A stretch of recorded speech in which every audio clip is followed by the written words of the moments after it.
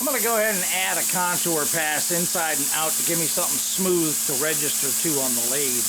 This is way more bumpy than I was thinking, so that's what I'm going to do.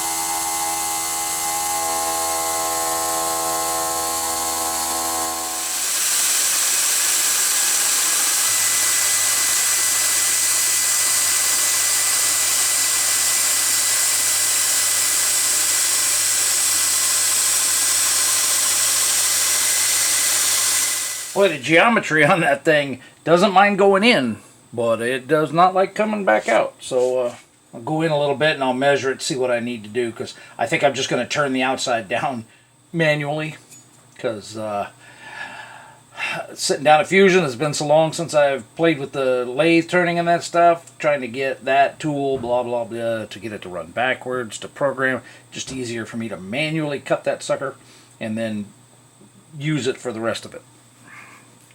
I think I got to change the turret number or something like that to get it out there and then tell it it's a different tool or something. I don't know. Anyway. Yeah, so I know I didn't show it. I was already into the cut by the time I realized I didn't have the camera on. It's the final pass. I just manually jogged it over, measured it, set the thing, set it down in. So yeah, I'm really pleased though. That finishes super smooth. Might be a little too smooth, but I don't want to put any knurling or noticeable machining marks, because I don't want the belt, because the smooth side of the belt on the water pump rides on this smooth surface, and any knurling and stuff like that might just cause the belt to track one side or the other. Same with any tooling marks, so it can always be roughed up with some sandpaper or something like that later, but doing the OD, that was close enough.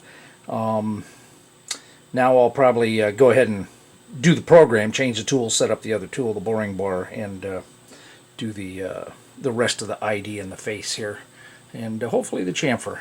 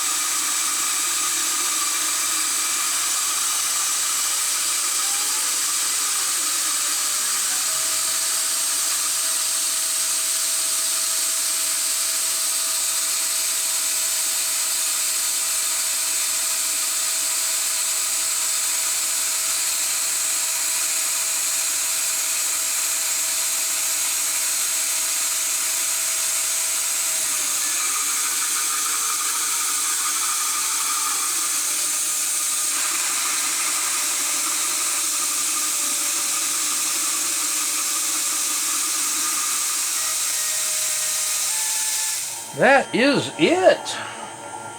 It friggin' worked.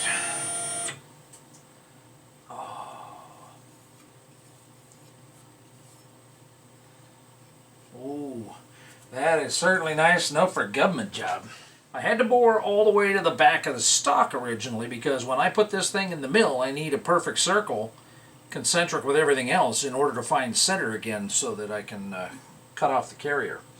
And I'll deal with this burr here in just a second. But yeah, I'm pretty pleased with just how well that came out inside there. It's actually a thread turning tool, which gives me a 60-degree edge there instead of 45. No big deal. This is the backside up against the engine anyway.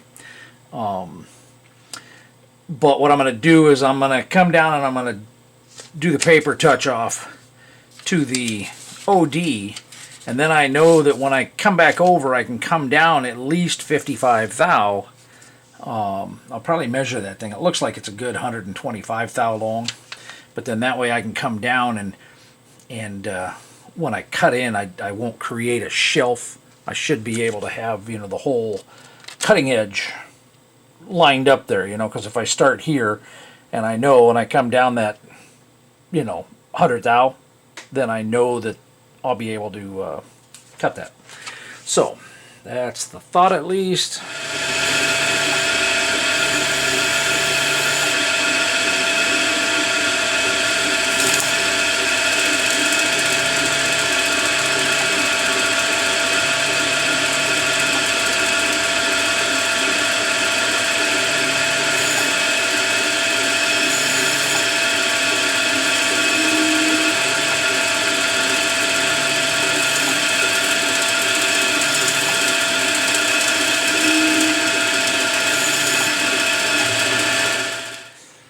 Alright, it is just a hair sharp, not surprised, but I'm going to hit it with just the tiniest bit of Scotch-Brite there and see if that'll, and I'm using a new part that's nice and firm so it won't bend around the corners too much. In fact, I think I might even fold it over a little.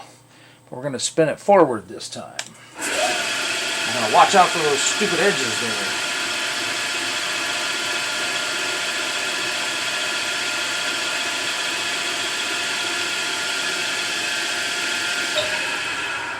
Not want to hit one of them puppies. Yeah, I don't think I'm going to touch the rest of the surfaces.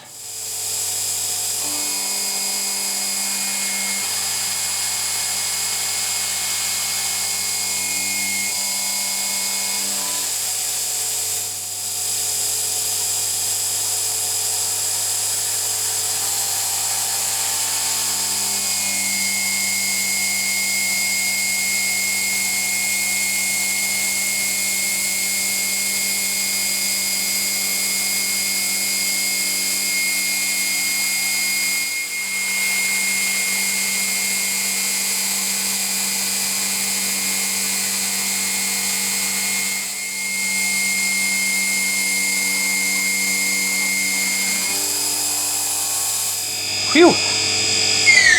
Well, that came out nice. I cut that pocket in there originally because I didn't want it to pinch. You know, I wanted all this weight to fall away from the cutter as it broke through there. And if it was pinched up against this one, it could have just sat there and hit back and forth and climbed up the cutter. So that worked exactly the way I wanted it to. So I'm going to use the face mill and come down here and take off the majority of this carrier. And man, those were some big chips there. It is still proud of the cylinder, the pulley itself, which is good. But yeah, that made some nice chips. That was the Eagle Claw. Jeez, I should remember who makes it. Let's go ahead and take that down, and then I'm going to use the shear hog to come in and take some more of it off and then cut that pocket down a little bit, so then that way I can do that profile in the lathe and make it as pretty as the other side.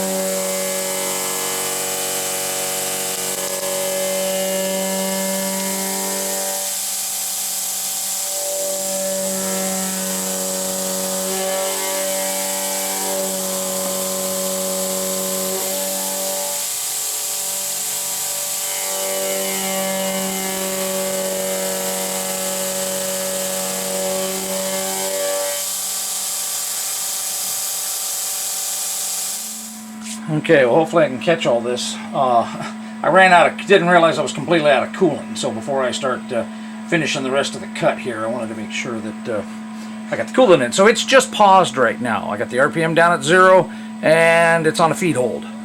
And so now I can get to take it off the feed hold, turn the RPM back up, take it off the feed hold, get the coolant going.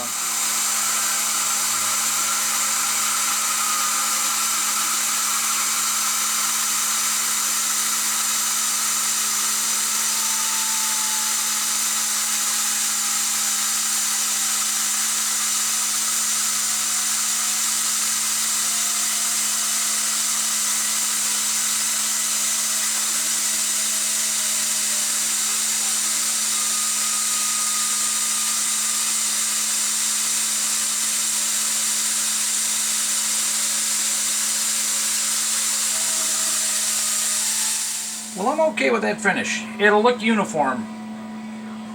The reason I did it on the lathe was so it would look like the backside, because I like that finish. It's nice and smooth. But I was afraid if I put the holes in on the mill and then did the lathe, it would leave a drag mark, you know, from the interrupted cut.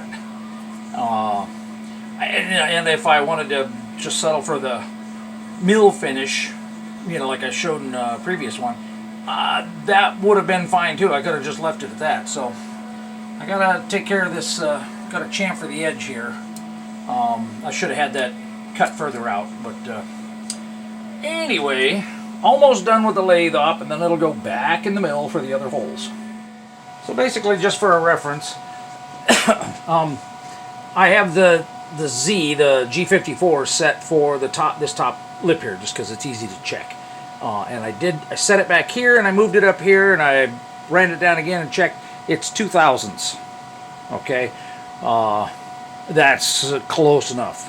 Okay, I'm just drilling holes in. They'll have more than enough play. A couple for them are just, you know, cosmetic, and a 2000s difference going around that hole. I have no clue what it is left to right. I could check that, but not like it matters.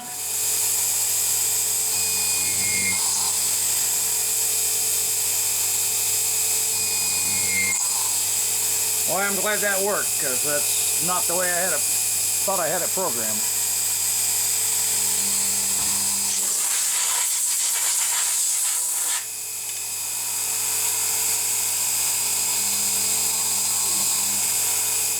Well, the holes are a hair loose for my taste. Their dimensions are taken off the steel one, the stock one. So let's pull it out of here and see what we got. Kind of looks like the picture. That was the goal. I just need to manually deburr the holes from the backside here. I knew I was going to have to do that. There was no sense if I really wanted to get fancy, if I was making a ton of these, I have a small thread mill I could have put down in there and done a back chamfer. Not what I'm looking to do here. So instead of using this, I will probably do it on the drill press real quick. I got to check and make sure that I can hit this with the chamfer without hitting the side. I can easily do these four. These might be a different story. Well, I guess we'll try it. Do at least a couple and then save a couple for Instagram maybe.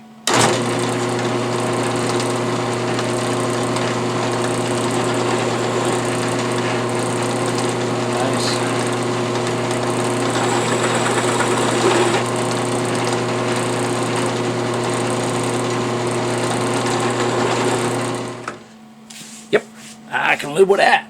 Alright, final. I did put it in the manual lathe, grab it from the inside on the back, and hit it with a little bit of Scotch-Brite. As soon as he goes to mount it, he's going to scratch the hell out of it anyway.